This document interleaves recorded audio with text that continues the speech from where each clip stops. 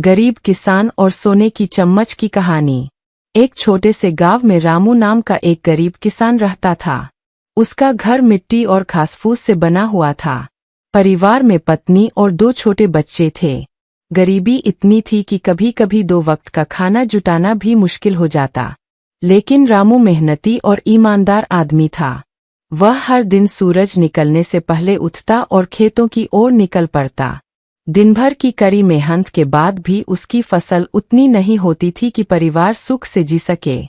रामू के पास पुराने औजार थे और बैल भी कमजोर हो चुके थे। कभी-कभी फसल की कमाई से बच्चों की पढ़ाई तक नहीं हो पाती थी।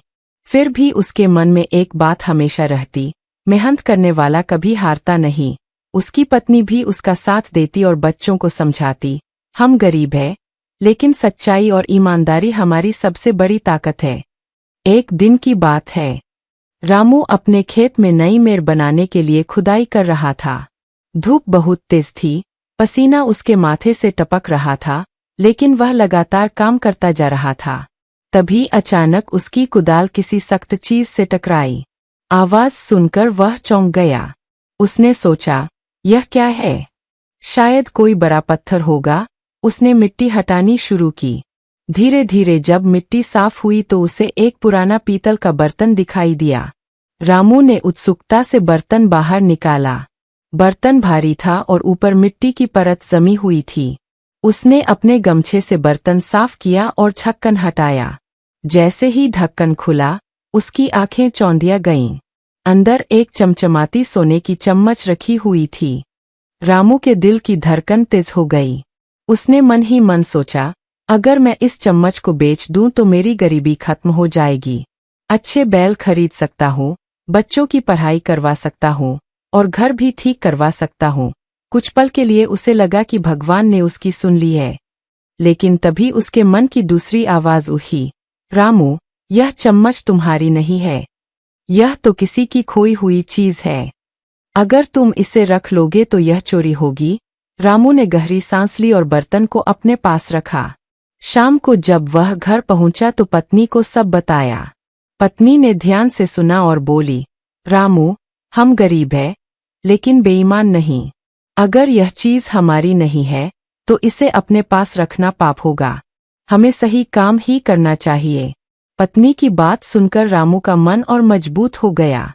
अगले दिन वह सोने की चम्मच लेकर गांव के सरपंच के पास गया। उसने पूरी घटना ईमानदारी से सुना दी।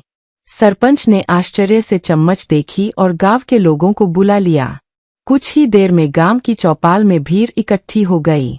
सब लोग उस सोने की चम्मच को देखकर हैरान थे। गांव के बुजुर्ग ने कहा, यह चम्मच बहुत पुरानी लग रही है। मुझे याद है, कई साल पहले मंदिर से एक सोने की चम्मच गायब हुई थी। शायद वही यहाँ दब गई और अब खेत की खुदाई में मिली है। गांव वालों ने सरपंच से पूछा कि अब इस चम्मच का क्या किया जाए। सरपंच ने मुस्कुराकर कहा, रामू ने इसे ईमानदारी से लौटाया है। अगर वह चाहे तो इसे छिपाकर बेच सकता था, लेकिन उसने ऐसा नहीं किया। उसकी सच्चाई के कारण यह चम्मच उसी को देनी चाहिए। सभा में सबने सहमति जताई। रामू यह सुनकर भावुक हो गया। उसकी आंखों में खुशी के आंसू आ गए।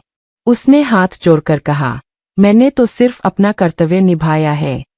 अगर आप सब मुझे यह दे रहे हैं, तो मैं इसे भगवान का आशीर्वाद मानूंगा।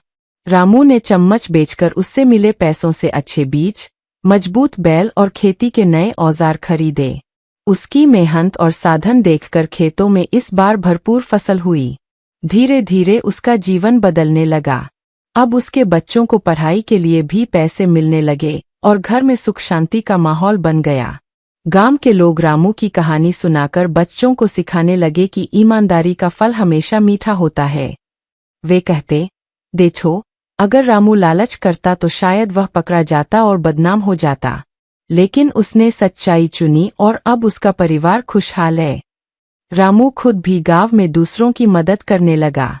जब भी कोई गरीब किसान परेशानी में आता, वह उसे बीज या अनाज उधार देता और कहता, जितना हो सके मेहनत करो, भगवान जरूर फल देंगे। उसकी ईमानदारी और दयालुता के कारण लोग उसका बहुत सम्मान करने लगे। नैतिक शिक्षा। इस कहानी से हमें यह सीख मिलती है, कि ईमानदारी और सच्चाई कभी व्यर्थ नहीं जाती।